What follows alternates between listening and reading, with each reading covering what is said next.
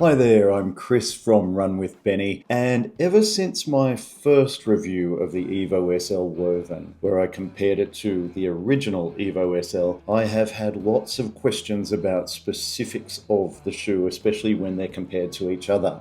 So I've spent the last week doing runs in both, just as I did with the Metaspeed review where I compared the Edge and the Sky. I'll link that one below as well. During each run, every morning this week, I have stopped halfway through the run, changed out of one shoe and changed into the other one, just so I can compare them both in the same conditions. This week I have done an interval session, a race pace run, and a lovely, very easy run this morning. And across all of those runs, both of these models were great. They really are very good at everything. But there were a couple of actually really big differences between them in the end, and that's what I'm here to discuss today.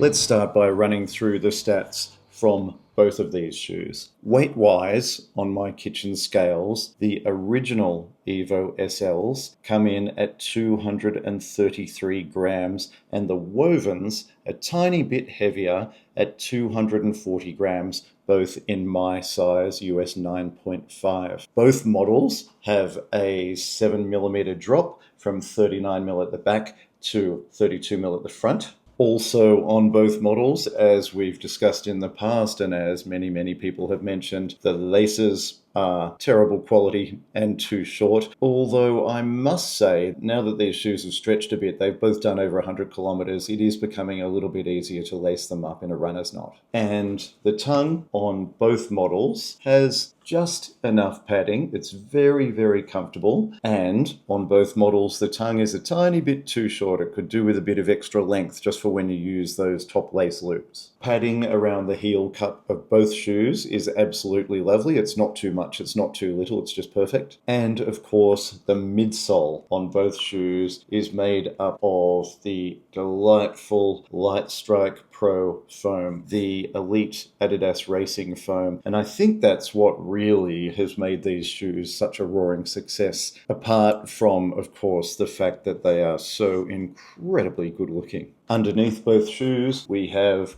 exactly the same coverage on both models of Continental rubber, which works very nicely in all conditions. And within the midsole, neither shoe has a carbon plate, although they do have a very small, what they call, around about here, a plastic shank in the thickest part of the midsole, just to stop it from becoming too wobbly under pressure. So when we look at both of these shoes together, there are a lot of similarities. Where are the differences? Actually, I've got a number of these comparison videos planned, so please like and subscribe if you don't want to miss out on them. Between these shoes, there are two main differences. The tongue of the Woven is now gusseted, which essentially means there's, I don't know if you can see it here, a piece of elastic holding both sides of the tongue to the sole of the shoe. That is not included in the original Evo SL, and for some people this is causing an issue. For me, it doesn't so much, because I think my fairly broad slab of a foot puts pressure against the tongue once I've put the shoe on, and therefore the tongue doesn't move around much. It doesn't bunch up as I'm running. However, Benny from this channel, who is 13 years old and who has a fairly narrow foot, every time he wears his Evo SLs for a run, he loves them, but the tongue ends up tangled and crumpled around his foot, so it actually ends up a little bit like this,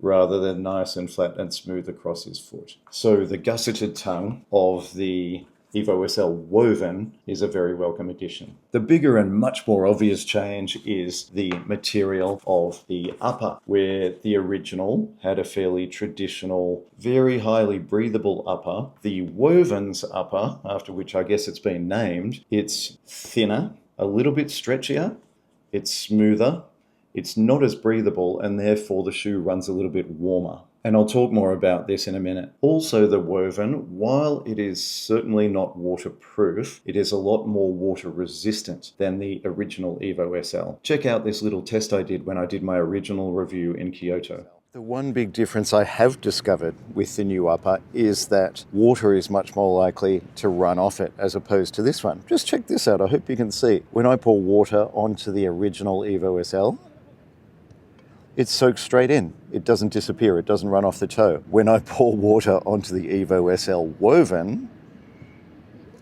it runs off the toe. One soaks it in, the other runs off. So yeah, not quite as breathable, but a little bit more water resistant. There's a good and a bad. The different upper material also creates a tighter toe box feel. Now, don't let this scare you off. I do have relatively broad feet, and I wear both of these shoes in US 9.5, and both are very, very comfortable. However, in the original Evo SL, my toes have a lot more room to move around. In the Evo SL Woven, my feet are more tightly locked down against this awesome foam, meaning that for certain faster runs like tempo sessions and interval sessions, the Woven does feel a little bit better when it comes to performance. But it also feels hotter. And that's the other big noticeable difference between these two shoes. Because the Woven does not breathe quite as much as the original Evo SL, it does run a little bit warmer, but it is just a little bit. It's still a very, very thin upper on this shoe, and it doesn't get too hot.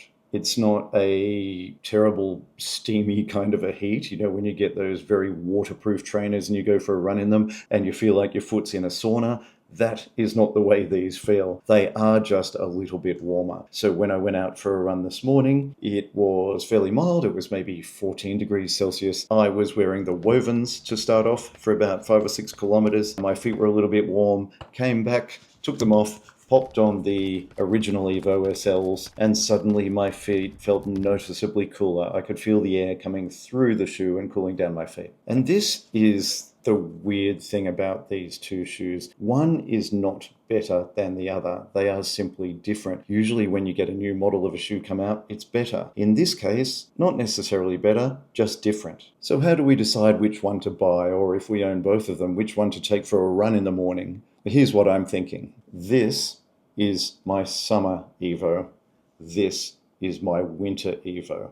So on the very basic level, the more breathable Evo SL Original is going to be my warm weather shoe, and the slightly less breathable Evo SL Woven will be a cold weather or a wet weather shoe. What if the weather's in between? Well, in that case, I'll be using the Evo SLs for the easier paced runs and the Wovens for the faster pace runs, simply because of that slightly better lockdown that you get with the Woven. However, if you only own the Evo SL, then this shoe is also fantastic, as we all know, for those high-paced runs, so please don't feel like you're missing out on anything. And finally, people with narrow feet might prefer the Woven. Why? Because it has that gusseted tongue, and you're less likely to get crumply tongue issues like you might get in the original Evo SL. And along those same lines, people with very broad feet might prefer the Evo SL Original simply because of that slightly roomier toe box. And I think the real message to come out of this testing, this side-by-side testing, is that both of these shoes are really great. Apart from a couple of little issues like the nasty laces and like the potential for the tongue getting all bunched up in the Evo SL Original, they are both fantastic shoes for all sorts of runs. So if you already have one model, there is no real need to go out and grab the other one, unless you're a sado like me and you see something so beautiful you simply have to own it.